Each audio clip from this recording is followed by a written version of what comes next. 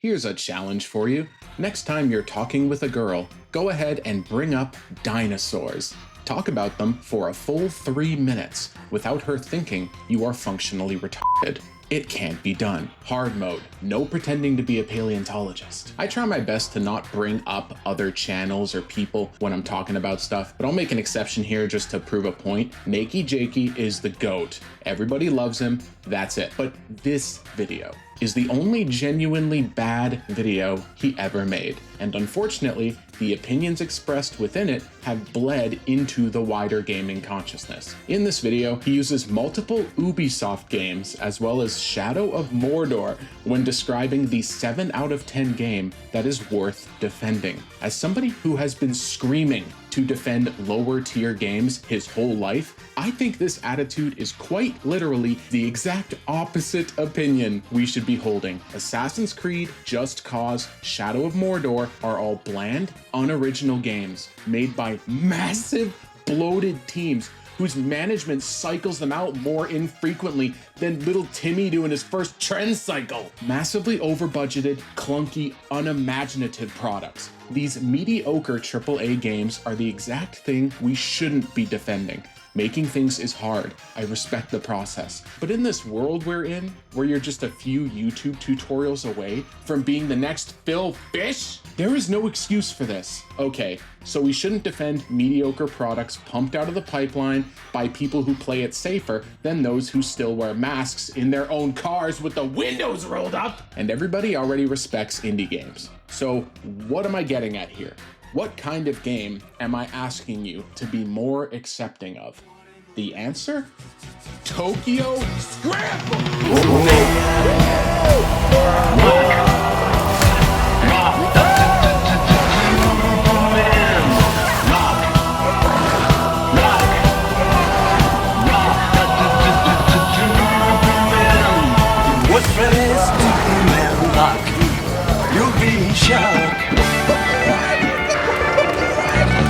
You won't stop opposing his vicious smiles. And when I spy strike, I crash it to beats and scatter the beats. To one that you were since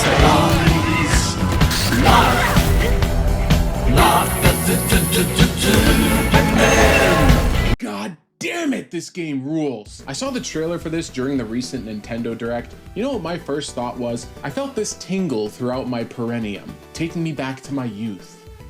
Wait, shit, no, that's not what I meant. That's not what I meant. Remember going to Blockbuster or Rogers Video or Video Update, browsing the game section where you had no fucking clue what half the games were. You needed to run off a mix of vibes and box arts to gamble your whole fucking weekend. Sorry, son. You can only rent one game. Well, maybe if you didn't spend $85 a week on Pilsner, I could get 2 games, you fucking bitch! That is what this game is. A surprise, out-of-nowhere experience that makes you want to talk about it. Like you're in your own little club, stumbling across something special that just jives with you. It's made by a company I have no experience with. They apparently made Ender Lilies, which I don't know anything about. You play as this girl, Anne, a woman who actually lives inside the Unreal Engine. You're riding the train, it starts shaking, and then that's it. Look, I'll speed up the whole intro cutscene for you. This is the whole story. Based on the trailer, the whole game seemed to just be avoiding dinosaurs. I'm positive that any male watching this video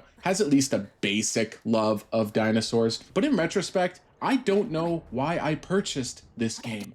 I don't even like stealth games. But something about this trailer just kind of spoke to me. We quickly find out that it was more than just our train that got derailed. This place is fucked, but it's okay. As long as we find our way out and get back to the surface, I'm sure we can figure it out. Oh fuck, he's coming, he's coming! I don't know what to do! Fucking game developers, how was I supposed to figure that out? Put some yellow paint down or something. Okay, I looked up the walkthrough on GameFAQs. You're supposed to go this way. Obviously, Raptor Cup can't follow you into enclosed spaces, so give him some time to walk away and try not to get caught. For any future audio designers out there, take note of this "You have been discovered" sound. What?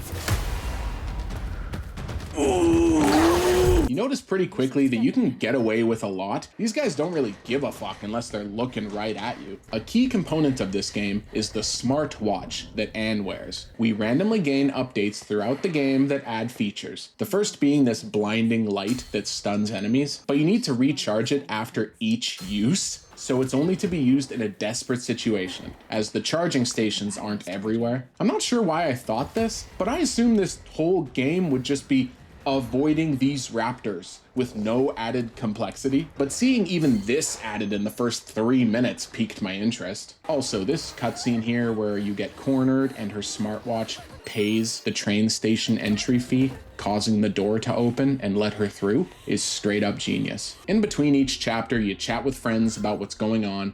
More friends and family get added into the conversation as you all regain internet access. This basically acts as the game's story. Not only is the flashlight limited, but once you're spotted, your heart rate spikes. Once it's high enough, you have a panic attack, meaning you can't run and need to wait to calm down. This is a death sentence, meaning your survival options are seriously limited once you're spotted. I love when you're being chased and you manage to just reach something in time to slide out of the way. You can turn around and see them screaming and trying to get at you. This shit's intense, man. In the second stage here is where my nipples started to harden. Because Anne uses a Huawei branded smartwatch, it can actually hack federal computers. Here you see an elevator dangling in the air. Interesting, you think? But then you see this. The bottom UI highlighted a new option for me, a picture of an elevator. I guess it's something that I can interact with. They didn't really tell me what this does, so let's just try pressing it. Holy fuck! Holy that was awesome! You are constantly given these different things that you can interact with. Like this, an escalator icon. I guess that means I can turn on the escalator.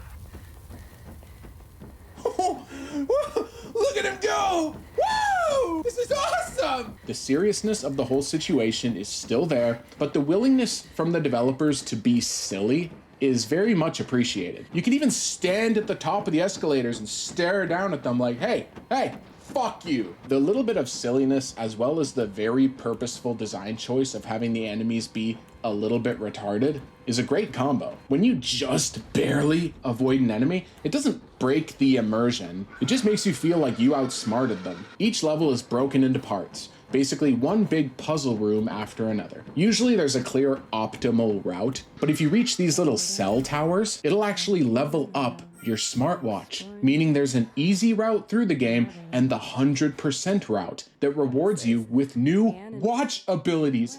That is so smart! And if you're like me and really impatient and bad, you don't have to gather all the upgrades. But the more I played, I actually wanted to. Okay, we finish up the second stage. Now I guess it's time for, what, just 10 more of the same level, and then the game is over? I shouldn't have expected much. I mean, how much can you really do with— Holy shit, what is that? New monster! Dude, this guy is so cool! He's got these big ears, and when he perks them up, you hear this ringing sound, indicating that he's listening for you.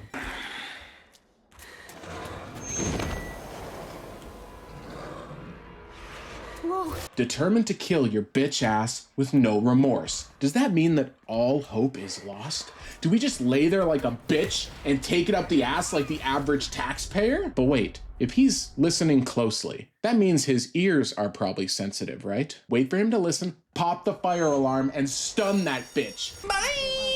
They give you so many spots to hide and build your path. There's multiple methods of clutching out an escape no matter where you get caught. Uh-oh, it's one of those old raptors from the first stage. Let me go ahead and hack this van to spin while he walks by, knock his ass down, run past, hack the escalator to drop a piece of this bridge, kite the corner, wait for his ears to perk, flashlight, fire alarm, boom! Oh, the game is so hype. The soundtrack and audio design make my asshole pucker. It's basically a perfect mix of puzzle solving skills and ability to actually pull it off. Ooh, man, I am spooked solid. I hope they don't add another crazy monster. So, you like to play NTR Simulator? No! These mantis guys enter the zone and become hyper aware of your movements. They can see past walls due to their height, so you have a whole nother vertices to worry about. But they're also super susceptible to the flashlight, so you can get away with a lot if you're desperate. And once again, listen to this shit.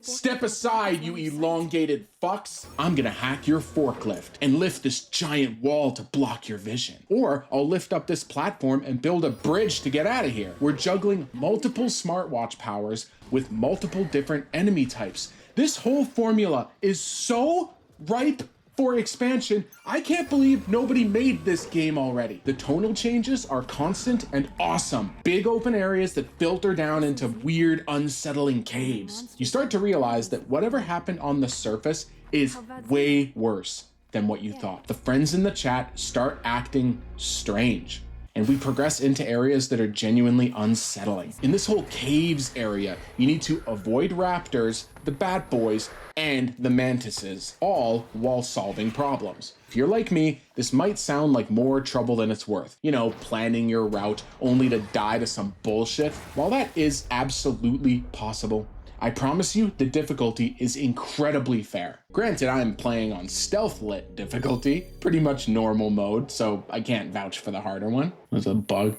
the hell does this guy do?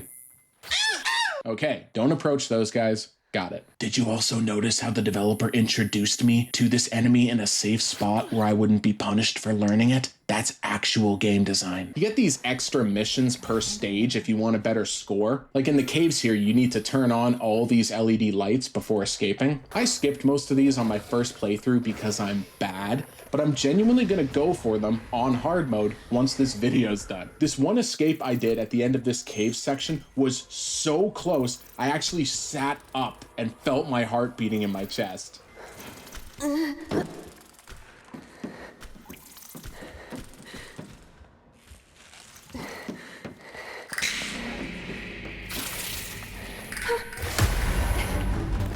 think that's the way out. All right, we did it. It wasn't exactly easy, but I made it. I just hope that's the last of them.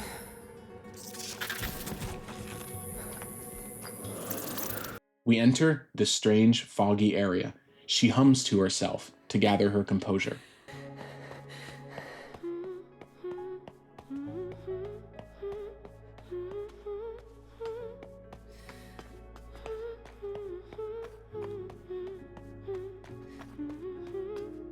Where are we? The audio cuts out.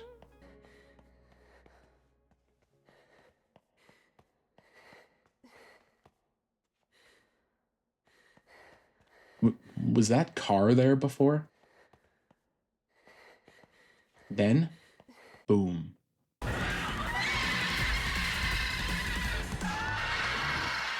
We get this amazing boss fight. It's amazing. It's so smart. The boss notices us at the start. It's unavoidable. No sneaking. You get spotted right away, no matter what. This gate at the end can be hacked, but it takes a while to open. You start the process of opening the gate and do anything you can to stall the boss. I hope you collected enough flashlight upgrades! But isn't that impossible? There's hardly any space here. If I run away from him, I just have a panic attack and die. Yeah, I can lower and raise some cars here and there, but he's too fast. I can't even dodge him long enough for my fucking flashlight cooldown to go off. But you know what? Fuck you. They gave you the knowledge you needed to survive in this world. Now it's up to you. Take in your surroundings, utilize the environment, and make it happen. When stuck in the trunk of a car that is sinking, you either learn about cars or you die! Holy shit, I made it! I fucking made it! Tokyo Scramble is one of the most original and fun surprises I've played in the last couple years. Don't be one of those people who just writes it off because of its visuals or because the death scenes here look a little bland. The game is anything but. It's a towering achievement in cleverness and deserves serious respect within the hobby. All this shit so far, that's just chapter 1. I'm not giving you anything else. Go buy this shit, turn down the lights, and get yourself in the right mind space to play it. Take the dinosaur pill, white man!